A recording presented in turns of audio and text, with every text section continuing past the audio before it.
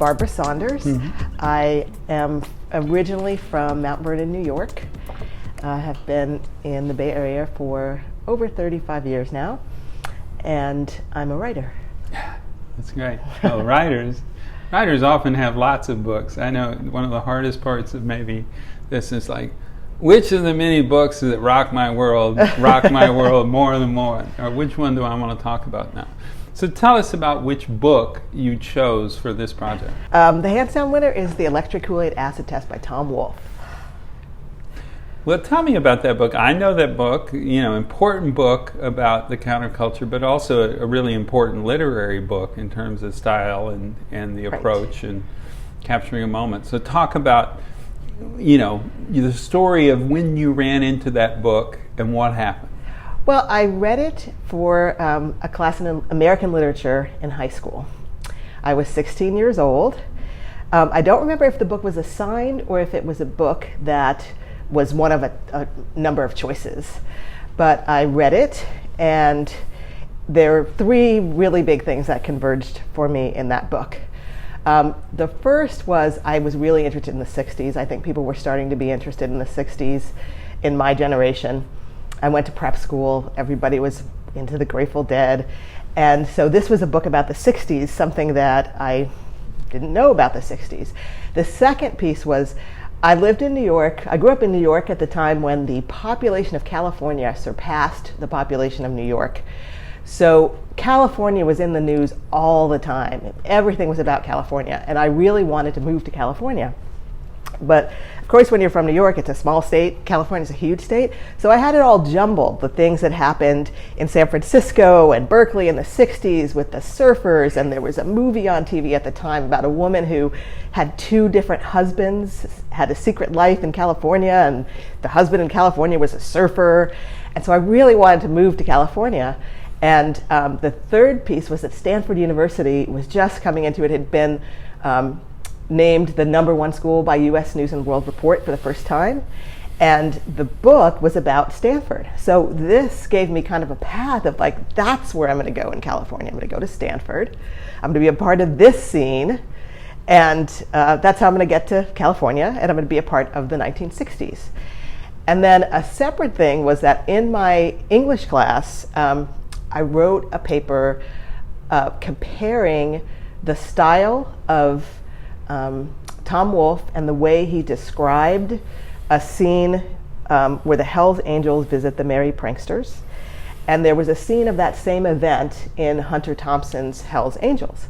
And obviously their styles are really, really different. And I wrote this essay comparing their styles and how the way that they used language communicated their moral vision and their judgment about those scenes.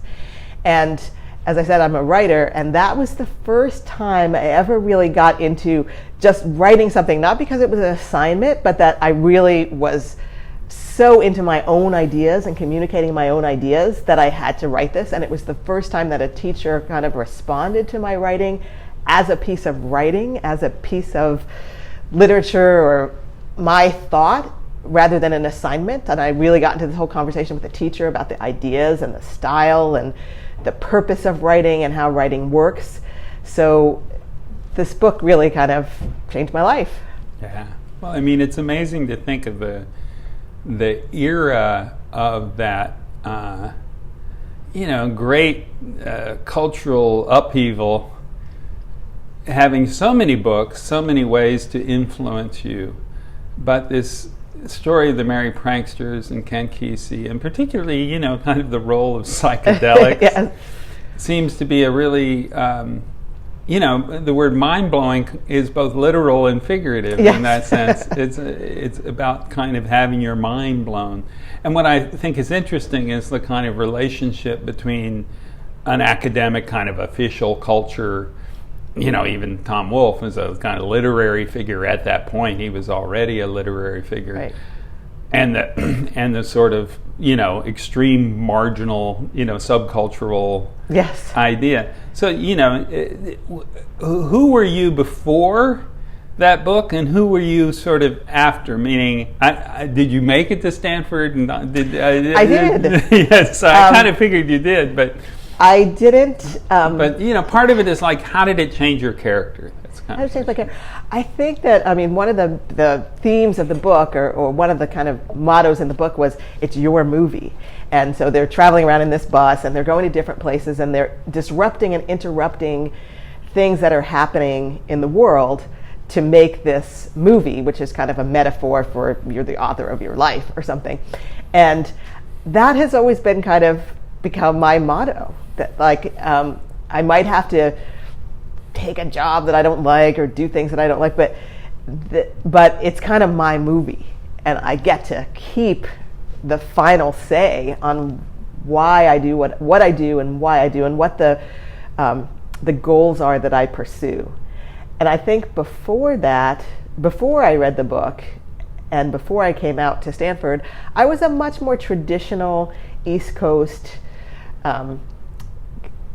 hippie-ish sort of person, but in a much tamer way, in the sense that I would go to, my parents are intellectuals and they like to read books, and so I thought of myself as the kind of person who would be very bookish and artistic, but not necessarily a person who would live this very wild life. So risk-taking, it had a little bit about breaking down an order that you understood to be the good student daughter of intelligent good students. Here you could be something more, and you could write the story. So I do want to hear about coming to California with this book in your backpack, so to speak, even whether it's metaphorically or literally. Yes. And kind of what the contrast was between what you built up for yourself as a New York girl looking to California and what you actually found. Well, I actually found basically what I was looking for. I kind of stepped into it. Now, I realized after I got here that I was maybe 20 years too late for this scene exactly. But a lot of the book took place at Stanford, on the Stanford campus. And so I found other people who had come out looking for the same thing. I ended up seeing about 300 Grateful Dead shows. In fact, that was my informal major. Most of the time I was at Stanford, I didn't buy books because I spent all my money on Grateful Dead tickets and being a faithful Deadhead. Yeah, and I've even met some of the people in the book. So Over that's time. kind of... Isn't that great? Yeah, I mean, again, I think the idea of a book that rocks your world is also, I want to hear a little bit about the writerly part of it, because in self-describing as you're a writer, you're also running into the beginning of almost postmodernity and Right. particularly Woolf's sort of integration of the first person, second person, Yes. new journalism kind of thing, and the sort of literary quality of nonfiction, Yes. which you could say, it was beginning with some of the dudes like Mailer or whatever, but it was quickly becoming many different communities were writing in this sort of new journalistic way that was really good literary nonfiction. Right. So can you talk about that? Yeah, I mean, I think what this book communicated to me was that writing was a way to create new worlds in a very direct and concrete sense. That all of the things he described were happening, but they were happening in this raw way. They were just happening the way things happen in the world. But by Woolf kind of examining them and putting his subjective experience on them, he kind of created a reality that other people could step into in a way that you couldn't step into. You can't just step into something because it is happening somewhere. You have to have some entry point. And writing became the entry point, and reading became the entry point, and then later for me I found that writing is the entry point, that I actually relate to the world that way. Not just that I sit back and I write stories, but I often write things that lead me to a new experience in life, because they've kind of blurred. And I think that expectation of writing, that's what writing is supposed to do, change my own life, even if I don't publish it. Yeah.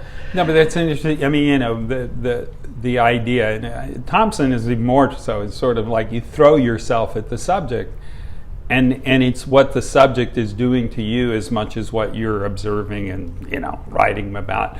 It's by throwing yourself at that content area or that experience or that group of people doing interesting things. You're not going to be the same on the other side. Right. So did you have your own version of an electric Kool-Aid acid test in a piece of writing where you went to find out about something else? Or did you end up writing about your dead community? Did you end up writing about... I have written a little bit. I wrote a little tiny piece for an anthology about the dead. And I've actually made friends through that. Like, I've made friends of people. This is in the days before the internet, where you could make friends with people easily over the internet. But now I have people that have, a woman wrote a thesis, and she quoted the thing that I wrote in the book. And then I found that somehow, that thesis, and then I contacted her, and we met in New York, and now we're friends. So it's kind of something that was created from the book. And I got really involved in the Grateful Dead kind of community, and I wrote a letter to the Rex Foundation, which is the Dead's Foundation, about a project that they had called Project Avery, serving children with incarcerated parents. And I wrote about that and how I thought it was such a great project and I wanted to be involved. And then now I'm a board member there. So it's really about... it was a journey that's taking you full on, I know a good amount. I was never a Deadhead, but, I lived in the Bay Area. I would say the Dead helped create the internet, because when I went on the Well in 1985, because I was Jello at Well for 30 years, I had the same email address. It was all these Deadheads who were, basically using it for set list exchange. Yes. And all of their fan, obsession, right? I mean, because they'd be obsessed. They'd be seriously obsessed. And it was interesting how much community was being built through those structures of engagement around this one band's, because seemingly mystical following. I mean, people just were there, and it's now legend. I remember I was running a summer program in San Francisco with youth the day that Jerry died. Right. In 95, I think, 96. And just sort of the public mourning of the loss of Jerry Garcia to our world, and still sort of a resonant part of Bay Area stuff. Right. Well, I'm trying to think what else I want to ask. We kind of got the lasting lessons, values, insights. I mean, I just sort of, exit comments. If you hadn't read that book, would you have found this journey anyway? I actually ask myself that sometimes. I think I wouldn't. I think I probably would. I had a vague idea about going to California, but I kind of didn't know where to go or why. I mean, I knew about Berkeley and the free speech movement and things like that, but I didn't have this really direct path. My best friend in high school went to Brown, so I think I might have just gone to an Ivy League school and been kind of a normal East Coast professional person.